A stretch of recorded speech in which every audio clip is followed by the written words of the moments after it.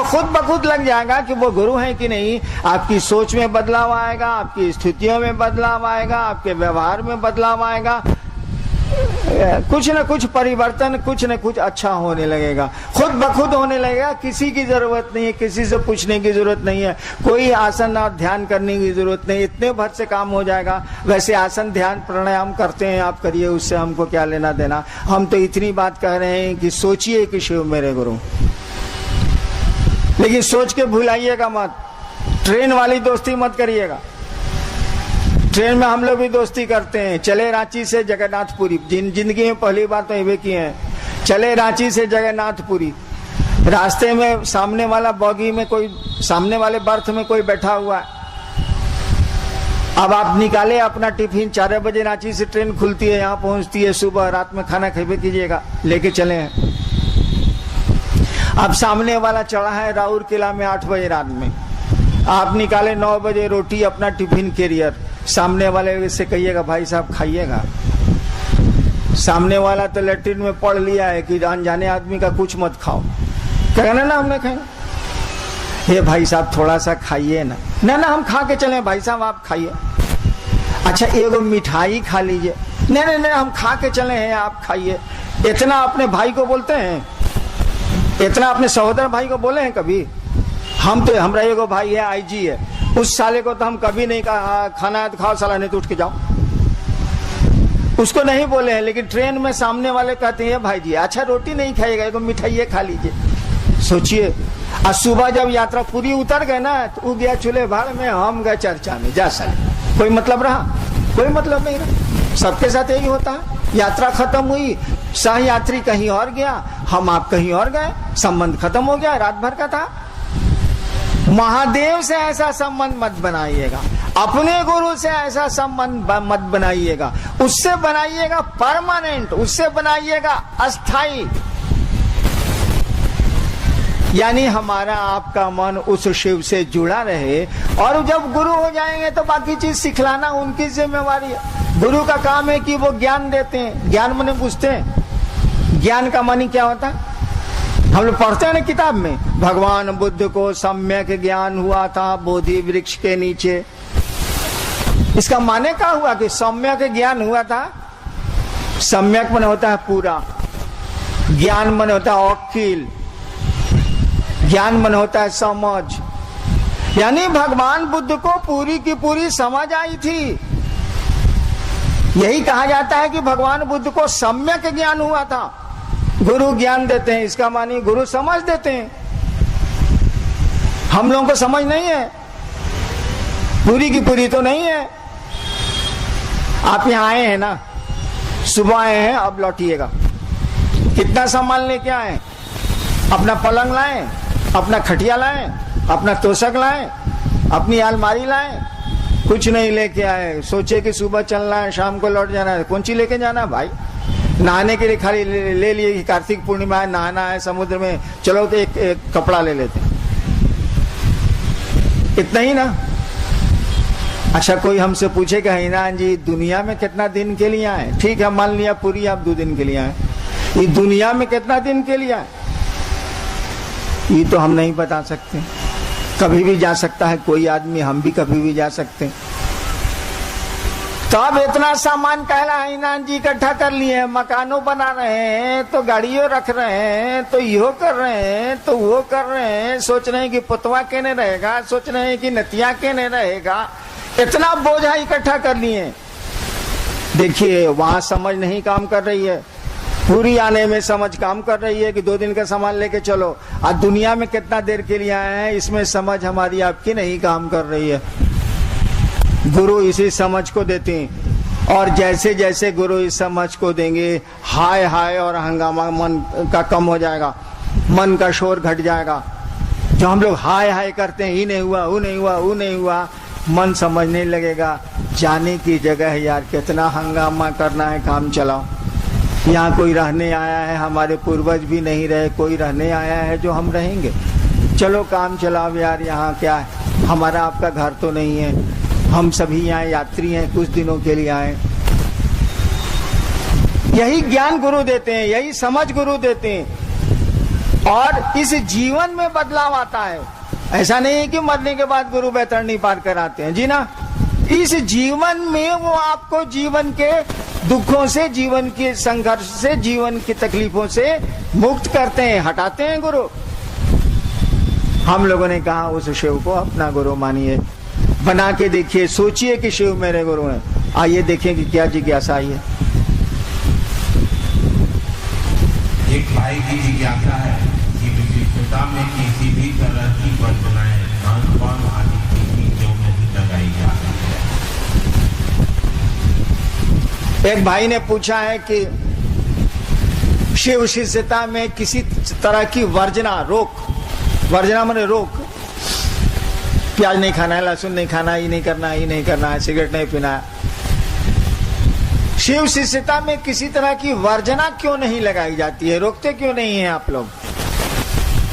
हम चर्चा के शुरू में ही आपको कह दिया था कि इस कार्यक्रम में हम लोगों में से कोई गुरु नहीं है। हम लोग शिव को अपना गुरु मानते हैं, शिव हमारे गुरु हैं।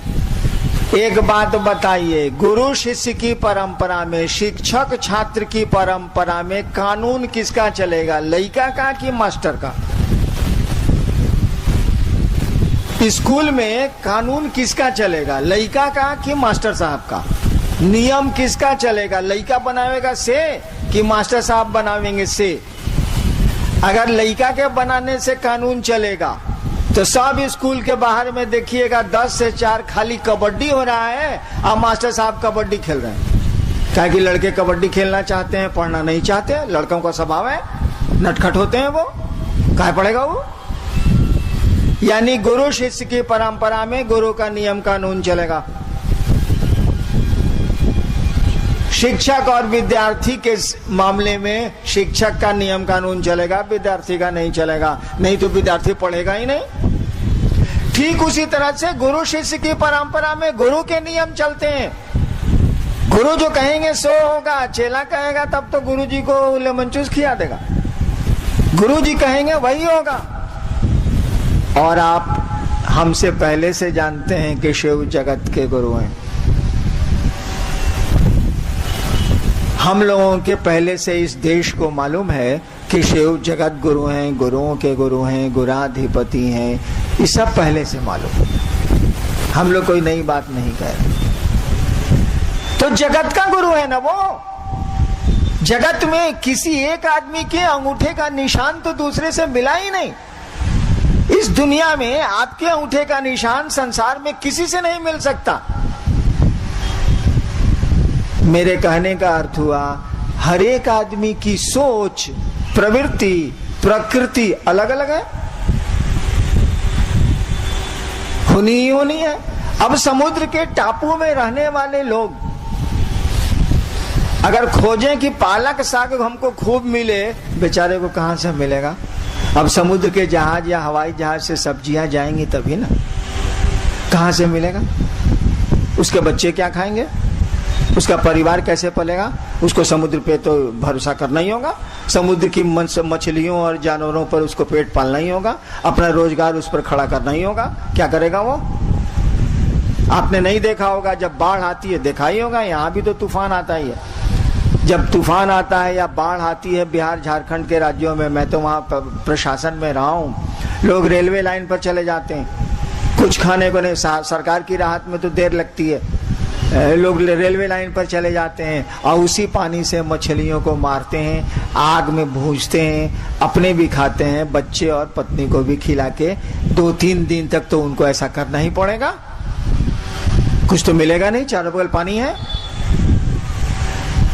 बताइए अब महादेव किसको रोकेगा? कोई पानी पे जिंदा है, कोई घास पे जिंदा है, कोई कैसे है, कोई कैसे है, सबकी सोच अलग अलग है। इसीलिए कोई नियम वो लगा ही नहीं सकता, कोई वर्जना वो डाल ही नहीं सकता, सबको छूट देनी ही उसको पड़ेगी कि सब लोग आओ, कोई दिक्कत नहीं है। कहा कि एक को रोकेगा, जहां एक को रोकेगा, जहां एक नियम बनाया सब रुक जाएगा, बहुत सारे लोग रुक जाएंगे। बना ही नहीं सकता कोई भी संसार का जगत गुरु, कोई रूल बना ही नहीं सकता। वास्तव में तो शिव ही जगत के गुरु हैं, ईश्वर हैं, ईश्वर का नाम है शिव। इसीलिए कोई वर्जना शिव शिष्यता में लागू नहीं की गई है। लागू गुरु न करेगा, चेला कैसे लागू करे? चेला को तो अधिकार नहीं है। और वो जगत का गुरु है। जगत में तो एक अंगूठे का निशान दूसरे का मिला ही नहीं। आप जो सोचते हैं आपका बेटा वह नहीं सोचता, आपकी माँ वह नहीं सोचती, आपके पिता वह नहीं सोचते। सबकी सोच अलग अलग है, सबका चाव, सबकी अभिरुचि, सबकी इच्छाएं अलग अलग होती हैं, सब अलग अलग है। शिव किसको रोकेगा? वो तो सबका है, वो सबका हो या नहीं हो उसके तो सभी हैं। चलिए, शिव शरीर में नहीं है, गुरु मानने के बाद ज्ञान कैसे मिलेगा? एक भाई की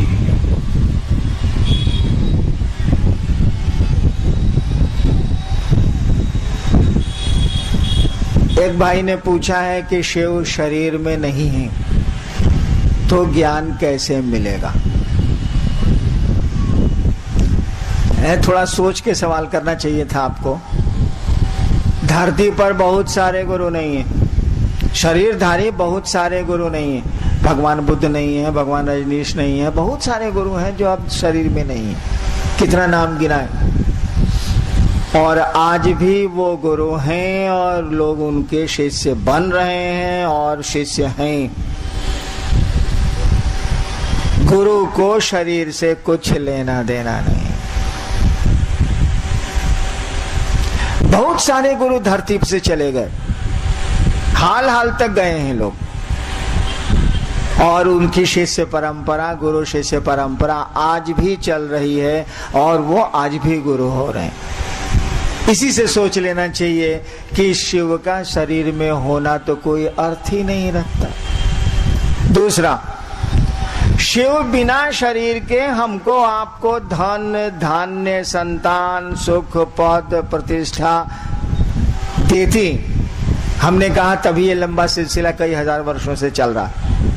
देती तो ज्ञान नहीं दे सकते भाई साहब। मैंने वो पैसा दे सकता, बेटा दे सकता, बीमारी से दूर कर सकता है, उसके महामृत्युंजय मंत्र के जप से रोग हटाए जा सकते हैं, जैसा चलता है हटाए जा सकते हैं। तो बिना शरीर के वो सब दे सकता, लेकिन अकिलवा बिना शरीर के नहीं दे सकता। नहीं तो पैसवा कैसे देता है? मनी ऑर्डर करता है कैलाश से। कहा भाई जी वो दे सकता है। जिस तरह से वो धन देता है आपको ज्ञान भी दे सकता है।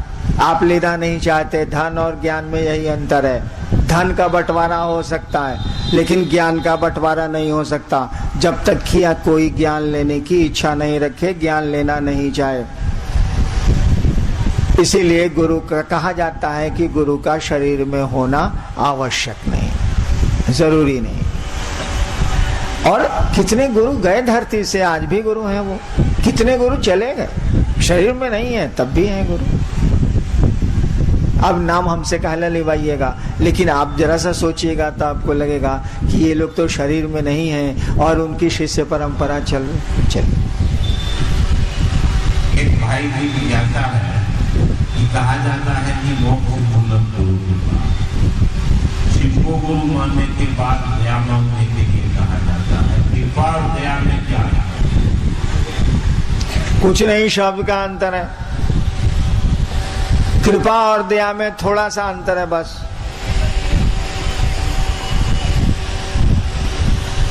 कृपा का मानी है कि आपको अधिकार है, करो और पाओ। कृपा करो और पाओ, सामान्य अर्थ यही लगेगा इसका।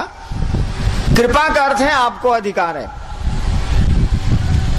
दया का अर्थ है कि आपको अधिकार नहीं, तब भी चाहिए। आप सरकारी नौकरी करते हैं, आप छुट्टी के लिए कृपा मांगते हैं, 2 दिनों की छुट्टी की कृपा की जाए।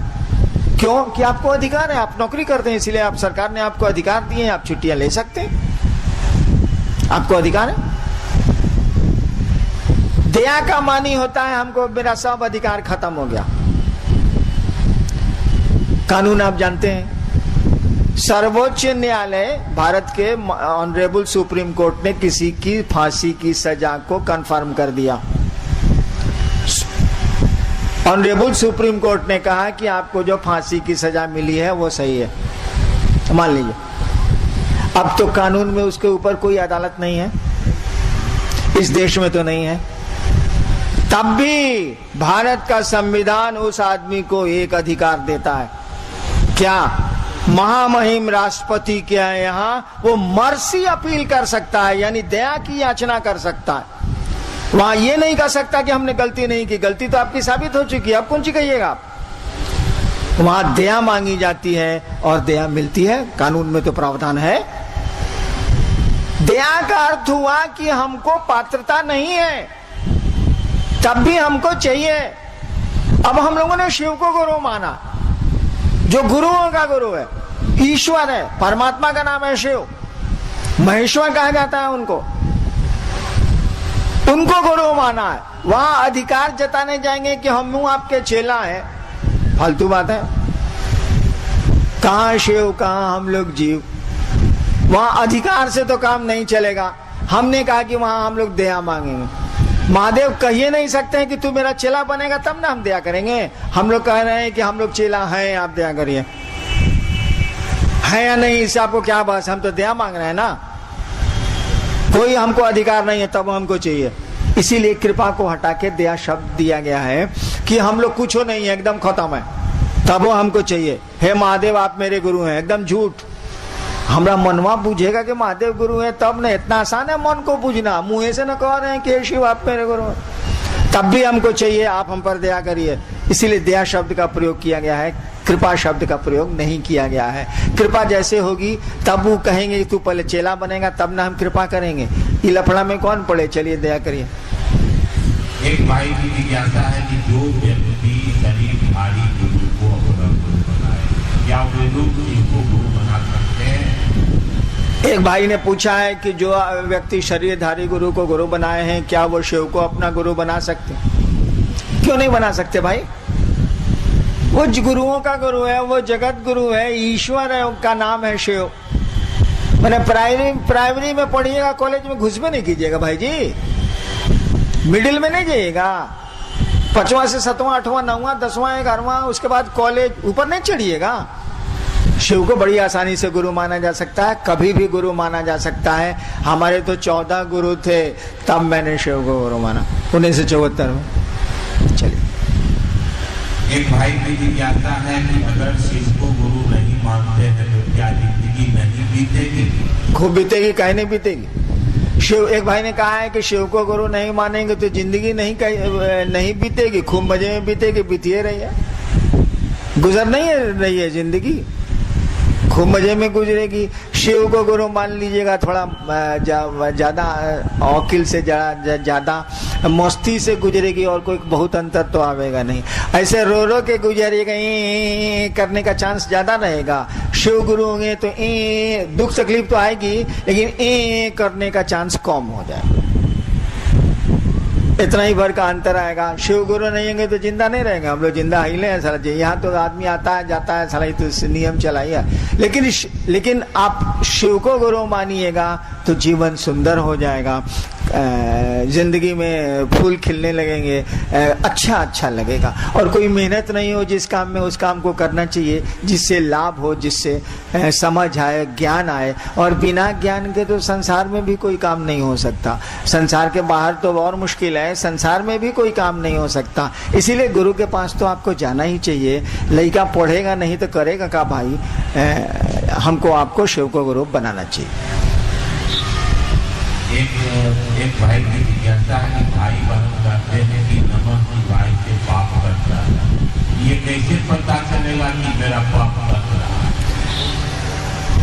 है? देखिए, पाप पुण्य कुछ होता नहीं, न पाप कटता है न पुण्य आता है। शिव को गुरु मानिए, वो गुरु आपको समझ दे देगा। आप समझ जाइएगा कि न पाप कटता है न पुण्य जमा होता है। ऐसे ही सब चलता है, पाप पुण्य के फेरा में मत पड़िए। हम तो बिल्कुल नहीं पढ़ते हैं, आपको भी राय देंगे कि सब फेरा में मत पड़िए। जो ठीक लगता है, जो समाज के लिए ठीक हो, जो गुरु कहते हैं उसको करिए, बाकी छोड़िए क्या होना है क्या नहीं होता है, कितना माथा खराब करिए। चलिए, जिज्ञासा खत्म, छोड़ दीजिए। इस पावन स्थल जगन्नाथपुरी में शिव गुरु महोत्सव का आयोजन, आप बैठे रहेंगे, अभी 5 मिनट और कार्यक्रम चलेगा, आप बैठे रहेंगे।